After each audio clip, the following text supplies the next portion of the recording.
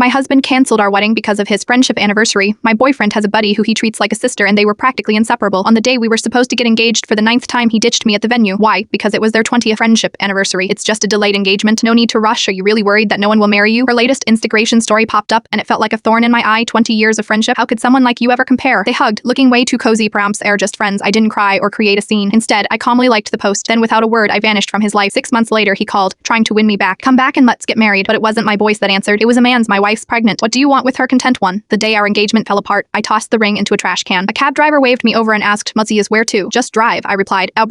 Sure, anywhere but back. When Carter Delaney's calls started coming in, I turned my phone off. It stayed off for 3 days. The night breeze by Santa Monica Pier felt calming, lifting the hem of my red dress. It reminded me of the first time Carter told me he loved me. He had been so young and awkward, his feelings written all over his face, impossible to hide. I had fallen hard for 20-year-old Carter. I even left my hometown of Austin, Texas, and moved to the unfamiliar Arete for him. I quit a job I loved to become his secretary, a role I held for 9 years. Fate sure has a twisted sense of humor. We got engaged 9 times and each time she got in the way. Her name is Brielle Stokes. We fought about her more times than I can count. I've told you, Brielle and I are just friends. Why are you so insecure? We'd have shared everything since we were kids, even baths. Do you really think it? Brielle Eggs already forgiven you for stalking us. What else do you want? Carter's expression darkened during those arguments. After each fight, I'd pick up my feelings, wipe my tears, and apologize. I was terrified of losing him, so I always gave in first. But this time I felt nothing. No anger, no sadness, just a calm desire to stay by the ocean, doing nothing and feeling at peace. Carter found me without much trouble. I forgot that the hotel I booked was one of his. He burst into my room without warning. Skylar Quinn running away is such a childish move. It was Brielle and I's 20th anniversary as friends. We were just celebrating. Can I have friends besides you? Friends, right? Friends who kiss. I kept that thought to myself. I knew he'd dismiss it as computer, just a game. Not like it would be the first time. Brielle and I have nothing going on. Stop sulking. Okay. His furrowed brow softened as he looked at me, almost concerned. I will make it up to you with a bigger wedding. Brielle can even be your maid of honor. Will that make you happy? His voice had a soothing tone. I remained silent, making his brows knit together again. Skylar, if you don't, fine, I interrupted. The old me would have argued until I caved and apologized, but now I just smiled faintly. My unexpected compliance caught him off guard,